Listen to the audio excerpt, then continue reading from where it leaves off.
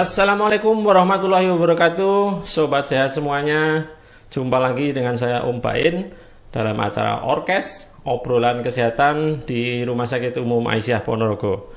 Kali ini kita kedatangan tamu yang sangat luar biasa, bukan dari dokter spesialis atau tenaga kesehatan, tetapi kali ini kita mengundang tamu Ustadz Aibtu Jarwo Sos.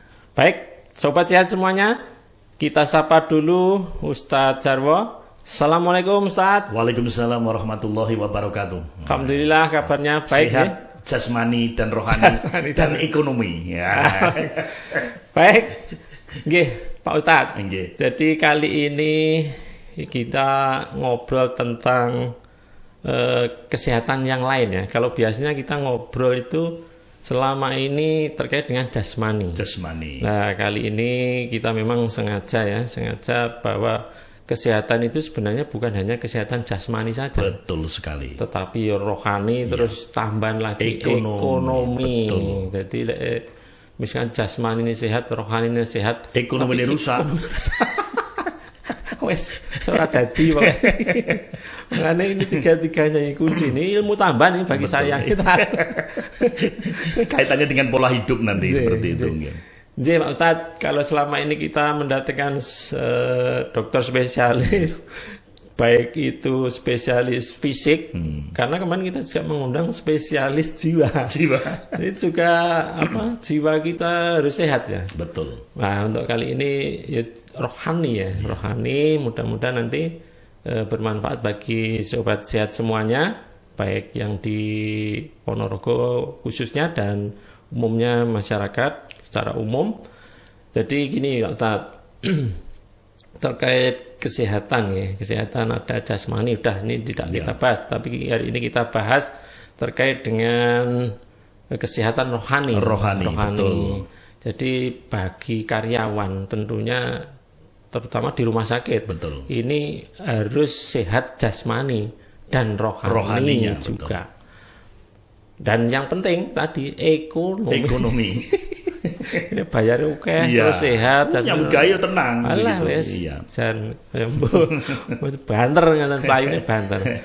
Nggih, kira-kira monggo ada tips khusus jadi untuk mereka yang bekerja terutama di rumah sakit itu biar mereka semangat, kemudian tentunya ikhlas, sabar, murah senyum, karena di rumah sakit itu menghadapi orang yang dari berbagai kalangan tidak sehat dan ya itu tadi sehat saja menjadi tidak sehat karena yang keluarga itu menunggu orang yang tidak sehat, emosinya mesti labil. Betul sekali. Nah, kuncinya bagaimana Ustaz?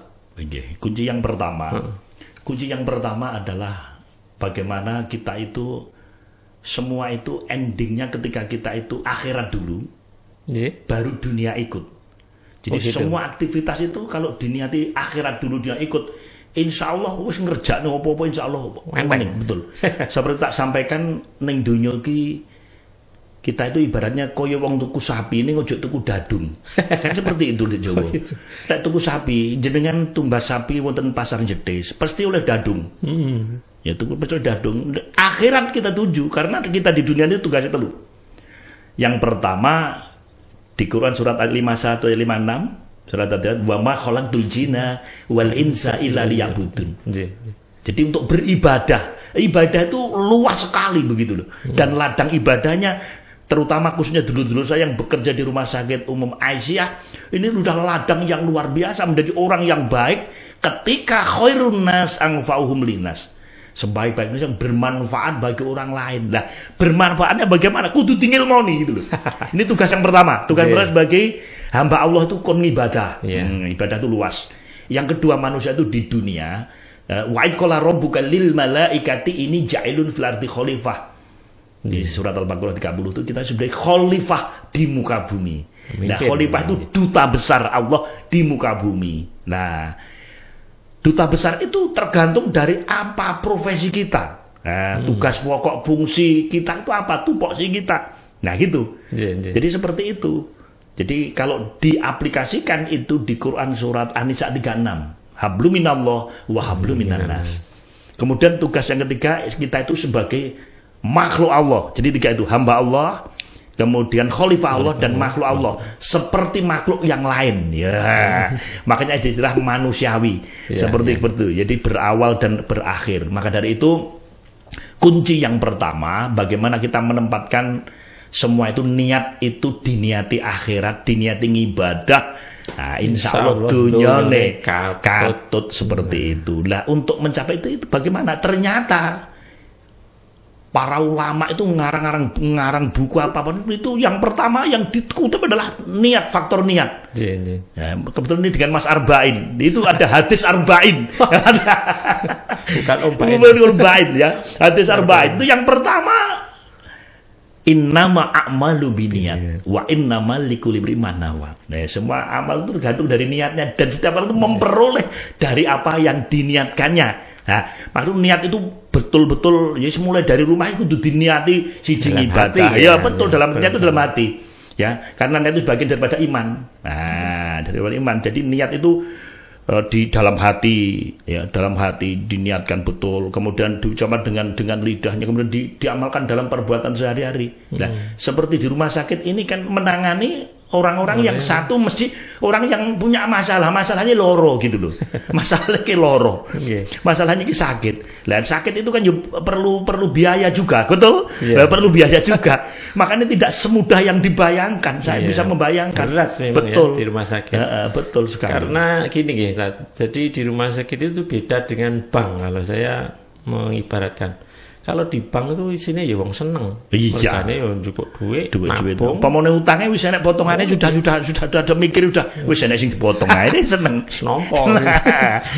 Kalau ndak nompo ya nabung. Ya seneng kabeh. Beda dengan di rumah sakit. Kalau rumah sakit itu jelas ngurusi pasien orang sakit. Keluarga otomatis ya melu mikir. Betul. Emosinya juga mesti mencutute orang itu mesti ada. Mencutute orang. Nah, ini tentunya kita dinas itu kan pagi, sore, malam. Nah, malam ketika orang-orang terlelap tidur, kita harus terjaga. Betul. Ketika orang-orang membutuhkan sesuatu cepat, responnya harus cepat. Kemudian kita harus menangani secepat mungkin. Betul tetapi sekali. kita terbatas dengan jumlahnya pasien. Ya, tentunya tidak semudah yang mereka inginkan. Betul. Kuncinya ya satu niat, yang kedua sabar. Sabar. Sabar itu harus. Sabar itu makanya ketika kita itu nggak sabar, ya makanya di hadis Arba'in lagi nih. Iya. Itu masalah. Ketika Rasul itu didatangi sama orang, itu tanyanya apa? Ya Rasulullah, nasihati saya ya Rasul. Rasul mesem. Rasul hanya merasa Rasul mesem. Apa jawabannya? Nasihat saya Rasul. La takdob, jangan marah. Jangan marah. Nah itu, jangan marah. Apalagi Rasul, la takdob, jangan marah. Itu ternyata ini pekerjaannya juga berat. Apalagi melayani masyarakat dari berbagai kalangan, dan masyarakat itu dalam keadaan sakit, keluarga yang nunggoni, ya pikirannya banyak sekali. Itu kalau nggak sabar Mas, waduh, iso gegeran. Soalnya gini semua pasien itu mintanya kan cepatnya. Kalau di rumah sakit mintanya cepat. Misalnya pasien 15 orang, perawatnya 2 sampai 3. Kabeh njaluk dhisik. Nah, itu ya kuncinya sabar. Setelah sabar ada lagi nih. Itu semua Islam semua nih. Jadi makanya bukan hanya di rumah sakit, di Polri saja itu ada namanya SPKT. Sentra Pelayanan Kepolisian Terpadu. Itu dipilihkan orang-orang yang memang satu, dan nyun sewu, dari segi fisiknya juga bagus, poluan-poluan yang cantik-cantik itu. Yang kedua pakainya juga rapi, pakainya rapi. Yang ketiga apa? Orang itu murah senyum gitu loh. Ya, memang 3S itu senyum dulu, senyum. Nah, ternyata senyum itu merupakan ibadah yang ringan, ya, tidak berat. Ternyata senyummu terhadap saudaramu adalah ketika menyenangkan, itu dicatat sebagai ibadah. Sudah luar biasa. Senyum. Apa beratnya senyum? Senyum apa? Salam. Salam itu ternyata bisa memudahkan ke surga. Ketika Rasul itu hijrah pertama di Yathrib, Itu dalam sirah Nabawiyah itu ketika hijrah di Yatsrib itu waduh, orang menyambut itu wah sudah di pinggir jalan itu, ya Nabi salam alaika, ya Rasul salam alaika. Wah, setelah itu Rasul itu dakwah pertamanya apa? Ya Yonas, wahai manusia, afsus salam, sebarkan salam. Oh gitu. Wa'atimu ta'am, dan berikanlah makan. Wasilul arham, sambunglah silaturahim. Setelah itu baru wasolu bilaili, ya, wanasuniyamun, sholatlah ke malam kamu ketika orang itu sedang tidur. Wah ini loh. Tetapi ketika perawat ini bekerja melek karena nunggoni orang sakit melek, oh itu nilainya malah melebihi itu. Tahlul jannata bisalam, akan masuk surga dengan selamat. Wis pokoknya semua itu kalau wis to dingil moni ya, pertama itu dingil juga ikhlas, gak gampang nesu, kemudian ulate apik, senyum, kemudian salam. Wis mayo ngomong kepiye to Mbak kok ngene-ngene. Wah ini aku suwi mulai mang. Nggih nyuwun pangapunten niki soalipun pasien lagi kathah nih. Kemudian usum Covid iki wis bingung nangane iki Mas. Iya. Ini kan enggak senyum, tapi ketika senyum orang itu harus nesu, jangan orang marah ditanggapi dengan marah. Makanya jangan marah seperti itu. Itu nasihat luar biasa itu. Di hadis yang ke-16, jangan marah. Kemudian senyum, salam, sudah ya, assalamualaikum, assalamualaikum. Ketika diberikan salam, assalamualaikum, luar biasa. Terus setelah itu baru sapa, menyapa. Bagaimana kita menyapa? Menyapa itu kalau sudah senyum, sudah salam. Ini hadisnya takduk nih Sito Ongkas. Tentang adab yang baik itu apa? Itu ini. Di hadis yang ke-15 Arba'in juga ini. Ini. Rasul dawuh, "Man kana yu'minu billahi wal yaumil akhir falyakul khairan aw liyasmut." Wa man kana yu'minu billahi wal yaumil akhir falyukrim. Nah ini jaruhu. Nah, berbuat baiklah dengan tetanggamu. Yang pertama berkata baik atau diam. Yang kedua berbuat baik pada tetangga. Yang ketiga fal yukrim dhaifah. Berbuat baik sama tamu. Lah ini pasien ini kan tamu juga ini yang di rumah sakit, tamu Pak. Tamu. Makanya bagaimana menghadapi tamu itu nyun sewu ketika kita ngomong dalam situasi yusko wesel kokono di padoni, kokono di paido dan sebagainya, lah kita harus bisa mengendalikan diri. Lek gak iso ngomong apik lebih baik diam.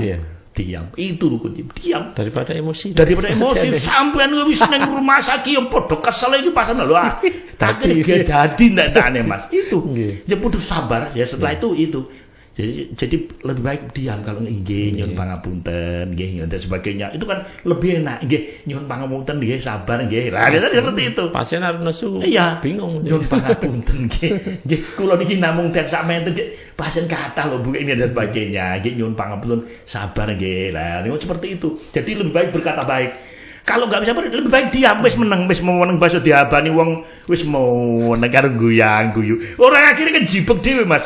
Lah wong Jawa iki perawat iki tak umeng-umeng, tapi kok dia itu sabar tuh.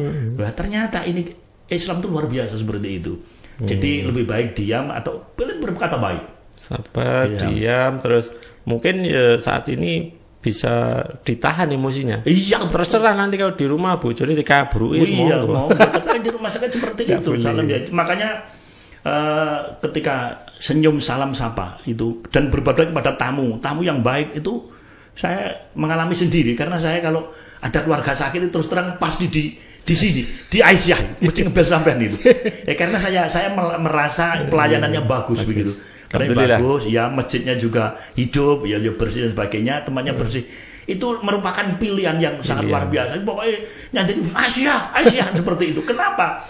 Itu yang melayani itu senyum, salam, sapa. Coba kita sudah sakit, gak duit, ketangkep polisi ning dalan pisan kena tilang. Tekan rumah sakit nemoni perawat sing gak guyu blas mecudut ae. Mbak, assalamualaikum. Waalaikumsalam. Nah, itu orang pikir, ojo pisan-pisan rono neh. Orang dikapok betul. Gitu ya. Dalam istilah dalam polisi itu public service. Jadi di polisi saya itu kalau pendidikan dulu itu ada program namanya latihan senyum. Ada latihan senyum. Makanya jangan heran kalau ada Pak Polisi dulu konotasinya berngosi gede, medeni garang seperti itu. Sekarang nggak usum lagi. Jadi melayani dengan sepenuh hati. Seperti itu. Sepenuh hati, layananku ibadahku. Semua kalau diniatin ibadah sesuai dengan moto kita. Betul, gitu ya. Moto sini kita, motonya layananku ibadahku. Nah itu akhirnya endingnya kan khairun nas anfa'uhum linas wa ahsanuhum kholiqin. Itu udah dua. Sebaik-baik manusia dan bermanfaat bagi orang lain. Jadi orang itu sudah bermanfaat orang lain, dieling Mas. Wah, dieling betul. Wah, aku biar di rumah sakit waktu saya sakit, sing rampat kayu. Waduh, Pak Arba'in teko, wong enggak nol. Masih diingat terus. Nah, jadi setelah itu koma. Wah, apa? Wa ahsanum kholiqin dan baik akhlaknya, gitu loh. Jadi selain bermanfaat, jadi yang kedua itu baik akhlaknya. Bermanfaat tapi kalau akhlaknya enggak baik, contoh ini ada di suatu daerah. Itu orang itu bermanfaat bagi masyarakat banyak.